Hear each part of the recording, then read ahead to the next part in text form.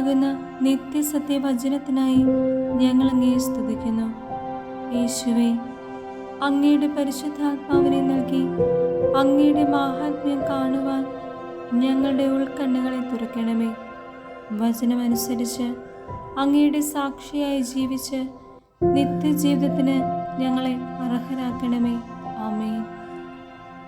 സങ്കീർത്തനങ്ങൾ 85-ാം അധ്യായം 1 മുതൽ തിരുവചനങ്ങൾ. കർത്താവേ, അങ്ങയുടെ ദേശത്തോട് അങ്ങ് കാരുണ്യം കാണിച്ചു. യാക്കോബിന്റെ ഭാഗധേയം അവിടുന്ന് പുനഃസ്ഥാപിച്ചു. അങ്ങയുടെ ജനത്തിന്റെ അകൃത്യം അങ്ങ് മറന്നു. അവരുടെ പാപം അവിടുന്ന് ക്ഷമിച്ചു. അങ്ങ് എല്ലാ ക്രോധവും പിൻവലിച്ചു. തീക്ഷ്ണമായ കോപത്തിൽ നിന്ന് അങ്ങ് പിന്മാറി. ഞങ്ങളുടെ രക്ഷയായ ദൈവമേ, ഞങ്ങളോട് പുനരുദ്ധരിക്കണമേ. ഞങ്ങളോടുള്ള അങ്ങയുടെ രോഷം പരിത്യജിക്കണമേ. അങ്ങ് എന്നേക്കും ഞങ്ങളോട് കോപസ്ഥനായിരിക്കുമോ?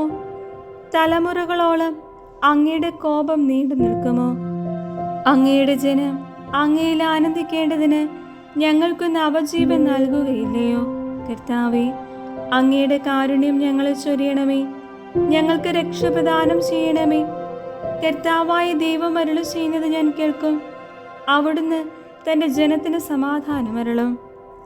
ഹൃദയപൂർവ്വം തന്നിലേക്ക് തിരിയുന്ന തൻ്റെ വിശുദ്ധർക്ക് തന്നെ അവിടുത്തെ ഭയപ്പെടുന്നവർക്ക് രക്ഷ സമീപസ്ഥമാണ്. മഹത്വം നമ്മുടെ ദേശത്തെ കുടികൊള്ളും. കാരുണ്യവും വിശ്വസ്തയും തമ്മിൽ ആശ്ലേഷിക്കും. നീതിയും സമാധാനവും പരസ്പരം ചുംബിക്കും. ഭൂമിയിൽ വിശ്വസ്തത മുളയെടുക്കും. നീതി ആകാശത്തുനിന്ന് ഭൂമിയെ കടാക്ഷിക്കും. കർത്താവ് നന്മ പ്രദാനം ചെയ്യും. നമ്മുടെ ദേശം സമൃദ്ധമായ വിളവ് നൽകും. നീതി അവിടുത്തെ മുമ്പിൽ നടന്ന് അവിടുത്തേക്ക് വഴിയൊരുക്കും.